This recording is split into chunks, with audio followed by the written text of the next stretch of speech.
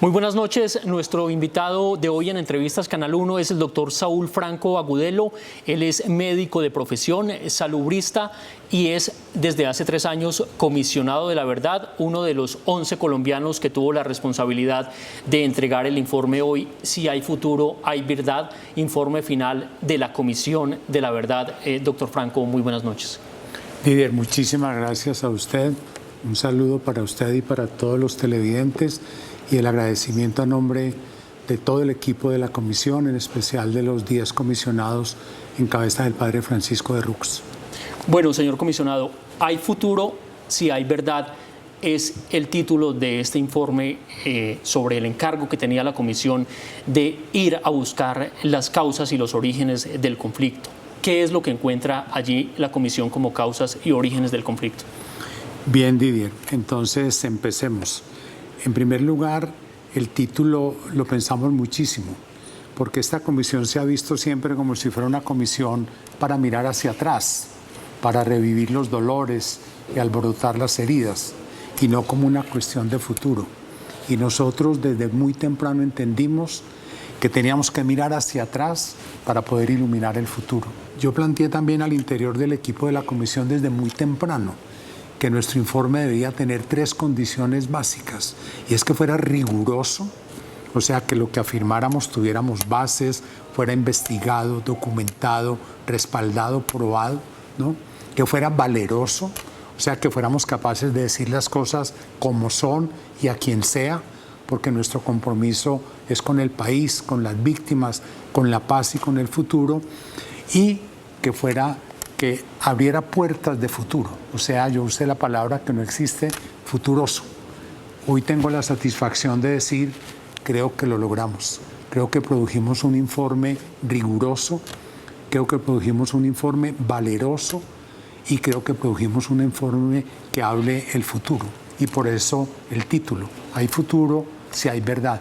Y también somos modestos en decir si hay verdad. No estamos diciendo si esta verdad se acepta, no. Este es un aporte sustantivo.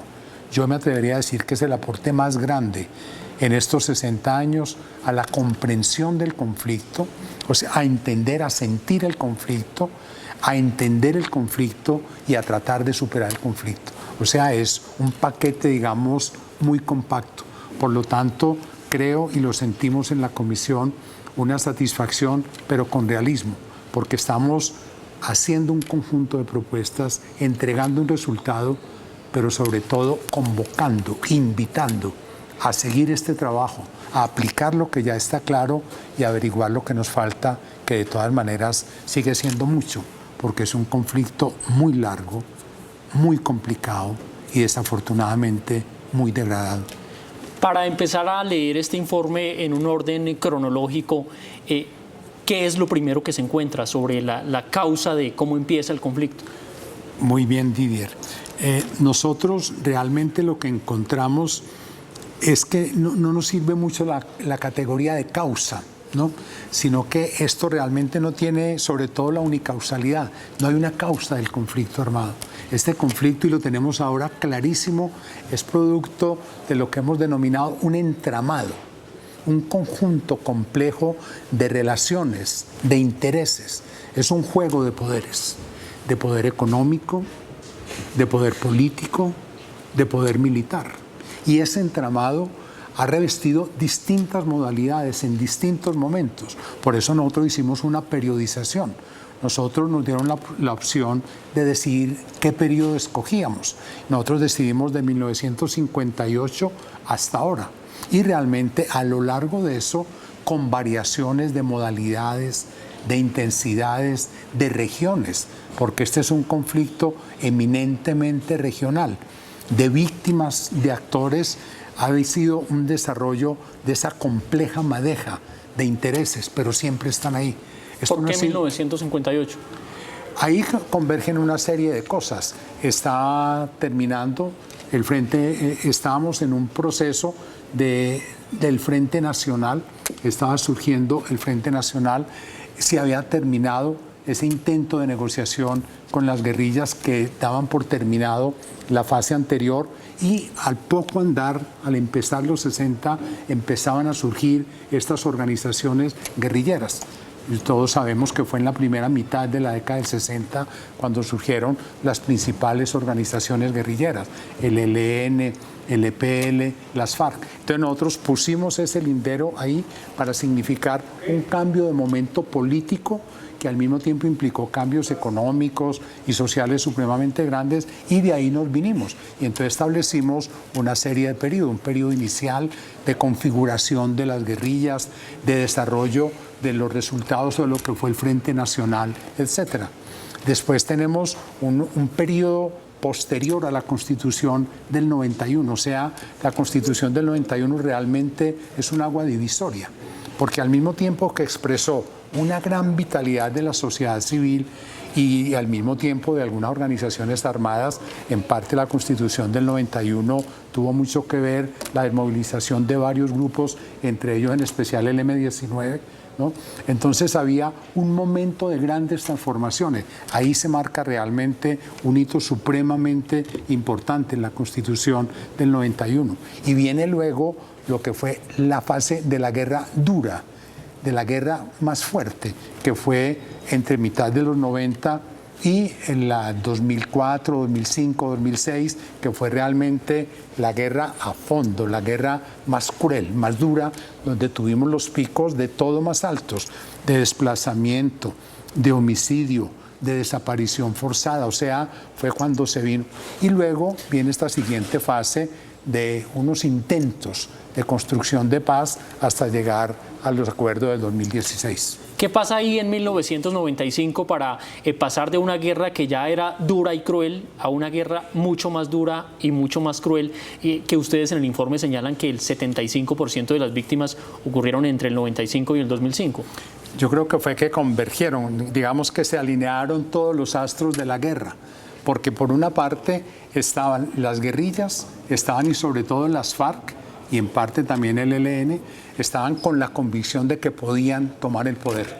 La apuesta de las guerrillas siempre fue la toma del poder. Las guerrillas no surgieron para quedarse ahí. La propuesta guerrillera de los distintos grupos es una guerra, una estrategia de toma del poder político, y por lo tanto de un control o de una orientación del poder económico, del control social, inclusive en el campo de la cultura, porque los proyectos tienen toda esa totalidad. Entonces, en este momento, se juntaron las consecuencias graves del neoliberalismo que venía en el modelo económico ya muy importante, la radicalización de las guerrillas que veían la opción de tomar el poder, y fuera de eso estaba el paramilitarismo en un auge grandísimo. Acuérdense que, por ejemplo, los distintos grupos paramilitares convergieron en 1997 en la configuración de las autodefensas de Colombia, las AUC, que fue, digamos, la gran estructura, fue el gran proyecto de ellos, fue la gran apuesta. Y al mismo tiempo, el narcotráfico, que si bien había sido golpeado, Pablo Escobar acababa de ser asesinado, pero murió Pablo Escobar, pero emergieron otra cantidad de grupos, de organizaciones, de carteles, ¿no?, de otro tamaño, pero de una influencia enorme. Entonces mira que la convergencia de todas estas cosas, ¿no?, llevó a esa radicalización de la guerra, y ahí, como te digo, se llegó al momento, digamos, del vale todo, absolutamente, y se asesinó las masacres, ¿no?, las masacres colectivas. La mayor parte fueron las más intensas en ese periodo. ¿La comisión llega a algunas cifras sobre el número de víctimas que ocurre durante este periodo? Sí, la comisión tiene clarísimo varias cosas. Primero hay que advertirle a todos los colombianos y al mundo. La comisión hizo un trabajo de estadísticas muy riguroso. Nosotros no nos fuimos con la primera cifra que encontramos o sumando las entrevistas que hicimos, no. Las entrevistas que hicimos, los testimonios que recibimos, los informes que recibimos nos dieron bases. Pero nosotros configuramos un grupo de altísima capacidad, tanto científica como tecnológica, y se procesaron más de 112 bases de datos altamente seleccionadas, donde estaban desde las del Estado, de los distintos órganos del Estado, el DANE, las distintas dependencias que tienen estadística, pero al mismo tiempo las de los académicos, que hay mucha fuente informativa. En Colombia tenemos una riqueza de estudios sobre violencia enorme.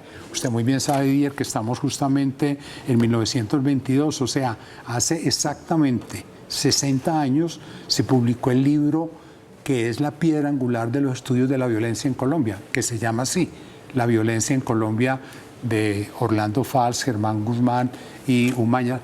Entonces, ese libro fue una piedra angular y dio muchísima luz para lo que pasaría a partir de ese momento. Entonces, volviendo al punto, perdóneme. Estábamos hablando de que si se ha establecido una cifra de entonces, víctimas. con las cifras, le decía, generamos una base de datos muy sólida y podemos dar cifras muy dramáticas. Le doy dos. En primer lugar, podemos decir como comisión que como mínimo en estos años de guerra hubo por lo menos 700.000 muertos. Y esto es una cosa dramática. Una guerra en un país que en este momento tiene 50 millones de habitantes, pero que en 1960 no tenía 50 millones de habitantes. Tener 700.000 muertos es gravísimo, pero el problema no es solo cuántos, es quiénes. Porque es que la mayoría son hombres jóvenes, la mayoría.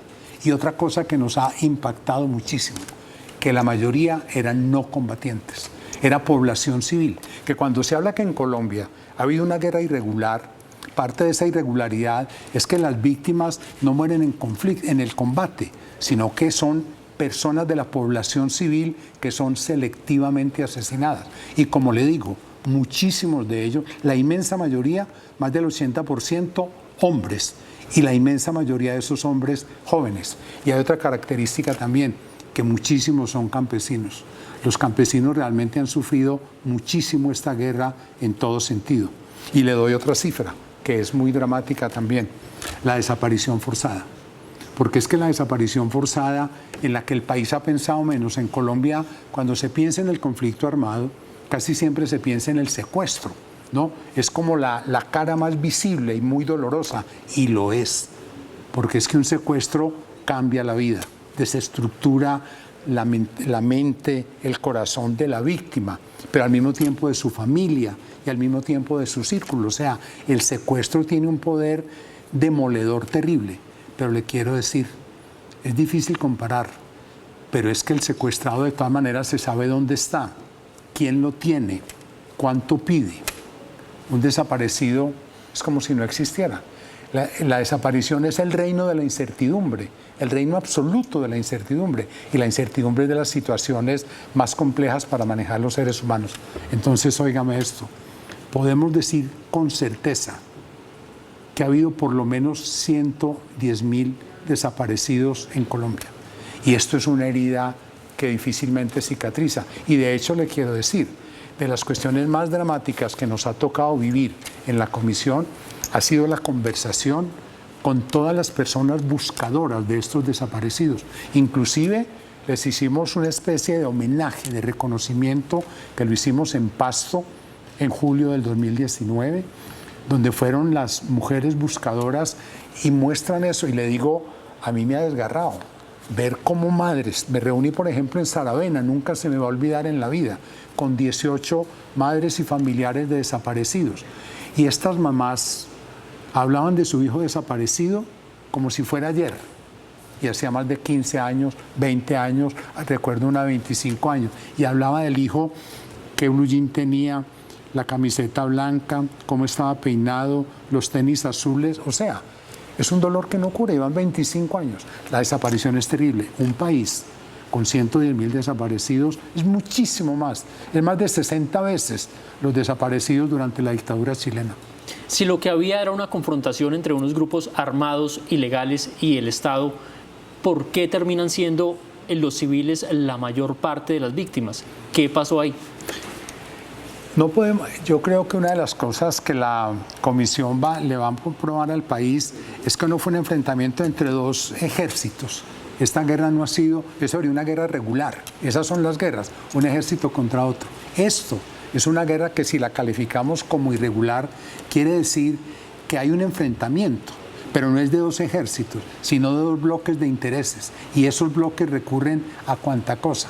Y en este caso eso pasó. Y uno de los bloques, y después los dos bloques, decidieron como la estrategia era lo que llamaban quitarle el agua al pez, era que había que quitar todo lo que fuera apoyo del enemigo. Y entonces, por ejemplo, para el paramilitarismo y para la fuerza pública, cualquiera que sospecharan que apoyaba a la guerrilla era el objetivo y era el que había que eliminar. Y el enfrentamiento era más con ellos que con el contrario. Hay un dato, perdóneme Didier, que es muy diciente. De estos muertos en la guerra en Colombia, solo el 1.5% murieron en combate. Esto es una característica supremamente importante y que nos indica eso, que no fue una guerra entre ejércitos, sino que fue una guerra entre intereses en que tenían también sus ejércitos, que a veces se enfrentaban, pero que fundamentalmente las víctimas eran la población civil.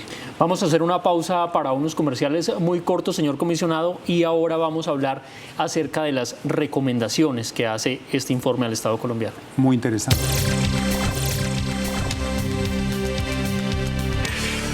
Continuamos en este diálogo con Saúl Franco, comisionado de la verdad. Señor comisionado, el informe Hallazgos y Recomendaciones tiene un capítulo de unas recomendaciones que pasan por la transformación de muchas entidades del Estado. Por ejemplo, ¿cuáles son las principales y las más urgentes transformaciones que ustedes han señalado ahí? Bien, entonces primero aclarémosle a todos los televidentes, el informe final de la comisión son 10 volúmenes, 10 tomos, sobre distintos temas que si quieren luego podemos insinuarlos brevemente. Uno de esos 10 tomos, bueno, los 10 tomos y nuestra convocatoria, que es nuestra convocatoria por la paz grande, en donde también está parte de lo fundamental de todo esto. Pero hay un tomo que es el que llamamos de hallazgos y recomendaciones, que podríamos decir es la quintesencia de lo que encontramos y de lo que proponemos a raíz de lo que encontramos al país y a la sociedad. Entonces, claro, los hallazgos son los que iluminan, los que orientan y digamos, deciden cuáles son las recomendaciones. Podríamos insinuar algunas. En primer lugar, una primera conclusión clarísima es que la guerra no es el camino, que nos ha tocado vivir una guerra supremamente fuerte, como dijimos ya, supremamente larga y degradada, y que realmente podemos decirlo sin equivocarnos, Didier, en Colombia la guerra fracasó. En Colombia la guerra fracasó. Por lo tanto, ese no es el camino.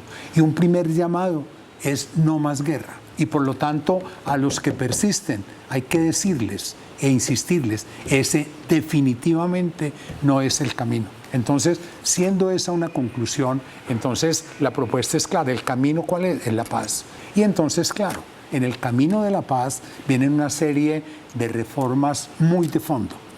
Hay unas que son de instituciones, pero yo diría que hay otras que son mucho más importantes porque son para toda la sociedad. Por ejemplo, sacar las armas de la política. Eso es un mensaje clarísimo de la Comisión de la Verdad. Cualquier sector que quiera seguir buscando, metiendo las armas en la política, se está equivocando. Está haciéndole daño a los movimientos sociales, le está quitando piso a los partidos políticos, está creando enemigos internos. Eso no es el camino. Por lo tanto, la Comisión tiene un mensaje clarísimo en ese sentido. La Comisión tiene un mensaje también claro: si el camino es la paz, cumplamos los acuerdos de paz que se hicieron en 2016. Cumplirlos en los acuerdos de La Habana es otro postulado y otro imperativo y otro clamor de la Comisión a la sociedad. Y la cuestión del narcotráfico. Le digo, y eso que es muy importante con la periodización nuestra, cuando empezó el conflicto en el 58, el narcotráfico apenas empezaba. Una cosa suave de marihuana y tal. Todavía lo de la coca no era importante. Después entró la coca, etcétera. Y hoy en día, y la Comisión lo tiene clarísimo, el problema del narcotráfico hoy es uno de los grandes combustibles de la guerra. Sobre ese asunto del narcotráfico, ustedes plantean específicamente cambios sobre la extradición. ¿Cuál sería ese cambio en la forma de extraditar a los colombianos? Sí. La Comisión no está diciendo categóricamente no extradición, no. Pero sí nos interesaría, le estamos diciendo en el país, mire, hay que replantear de fondo el problema del narcotráfico, porque no es solo la extradición.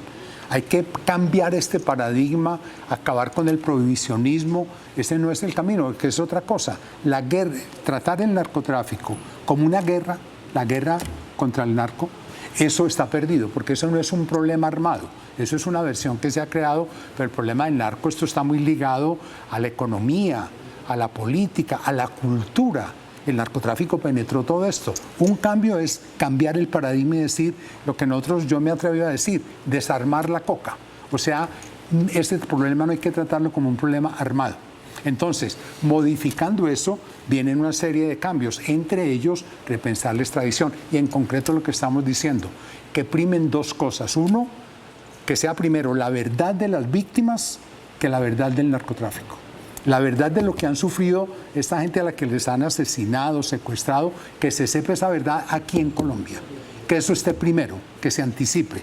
Y segundo, que haya dignidad en la concepción del narcotráfico, o sea, que sea de parte y parte, de un país para otro y del otro para el otro.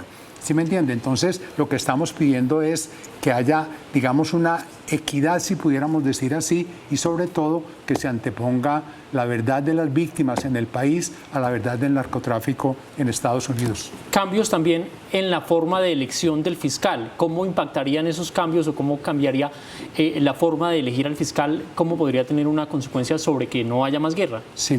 No, ahí tenemos que ver. La cuestión de la fiscalía tenemos que pensarla en dónde está ubicada en el trabajo. Ahí estamos hablando desde el problema de la justicia y el problema de la impunidad.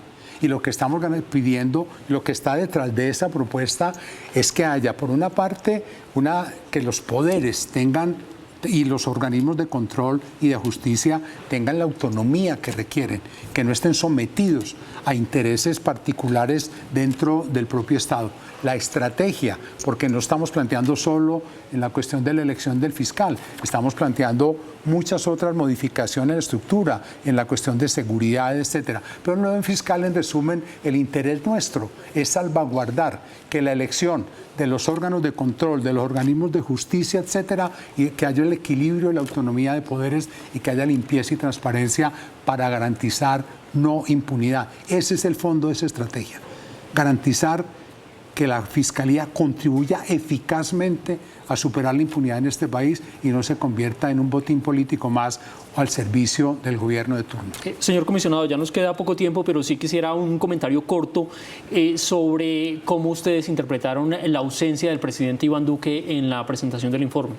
Pues yo diría, en primer lugar, hay que decirlo con franqueza, no nos sorprendió, porque en la forma como el señor presidente se ha comportado, frente no solamente a la Comisión de la Verdad, sino frente a la JEP y frente a la unidad de búsqueda, realmente no ha sido de un interés, no ha habido un apoyo político importante. Hay que reconocer, sí, que ha respetado completamente las disposiciones constitucionales.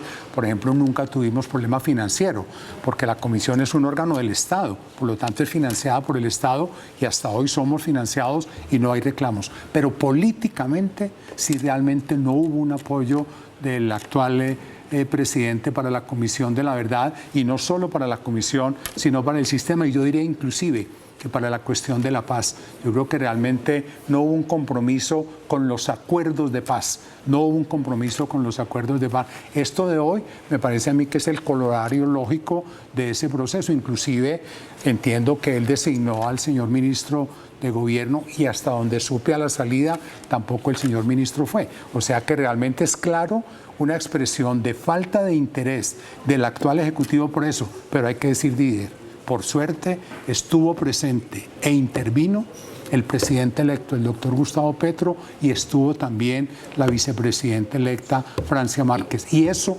nos da mucha esperanza. Esta noche el presidente Duque habló del tema en Europa y dijo que espera que no sea un informe sesgado ni que tenga intereses ideológicos, que pues ha sido una crítica que la Comisión ha recibido desde el inicio de su funcionamiento hasta hoy. Le podemos contestar con la voz en alto. Hemos hecho un informe riguroso, hemos escuchado a todos los sectores, hemos tenido un diálogo abierto, permanente, con la fuerza pública. Nos reunimos con los soldados, con los comandantes de las distintas divisiones. Recibimos nuestro presidente, el padre Francisco de Rux, de manos del propio presidente Duque, el informe de él, su versión de la verdad de los militares en el conflicto armado, y lo estudiamos con cuidado, porque nosotros fuimos cuidadosos y estudiamos todo eso. Entonces, en resumen, a nosotros realmente no nos extrañó mucho, pero sí nos duele. Nos duele que el jefe del Estado no esté en la entrega de un informe de esta magnitud y de este significado histórico de un organismo que es organismo de Estado. Y ya que usted lo menciona, ¿qué significado tiene entregarle ese informe al próximo presidente? Yo diría que es una señal, por una parte, una certeza de que esto no va a quedar engavetado o de que no le van a seguir haciendo conejo a la paz. Yo creo que, y además con las palabras que dijo, creo que podemos estar seguros y tranquilos de que las recomendaciones el nuevo gobierno las va a implementar. Y eso para nosotros es oxígeno, no para nosotros, para Colombia, porque nosotros necesitamos salir, como lo dijo el presidente Petro hoy, de estos círculos de violencia a tratar de llegar a un espacio donde respiremos paz. Señor comisionado Saúl Franco, muchas gracias por su presencia esta noche en Entrevistas Canal 1. Ustedes, por favor, continúen en Noticentro 1 CMI.